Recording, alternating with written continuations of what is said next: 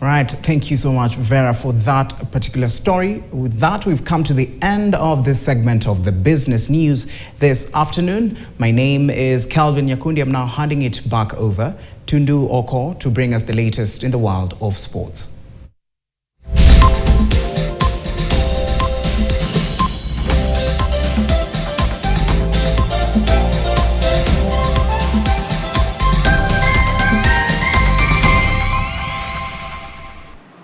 All right, let's dive right in. Kiambu County's Aquatic Championship delivered a thrilling record-breaking spectacle this weekend, attracting over 600 swimmers and more than 50 teams at the M-Pesa Foundation Academy in Thika.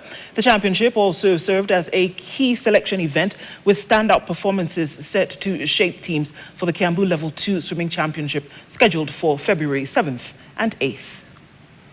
So far, I've swum in 50 backstroke and 100-meter freestyle, and both I felt good in both events. They participated in 100 freestyle and 400 freestyle. They were really great. I broke my times and got medals. Today I swam 400 meters freestyle, 100 meters freestyle, and 50 meters backstroke.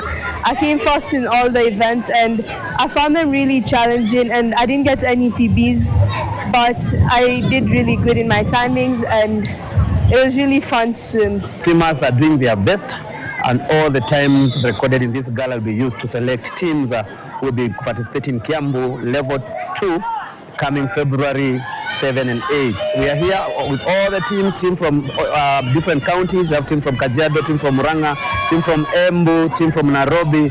They are all here participating in this event.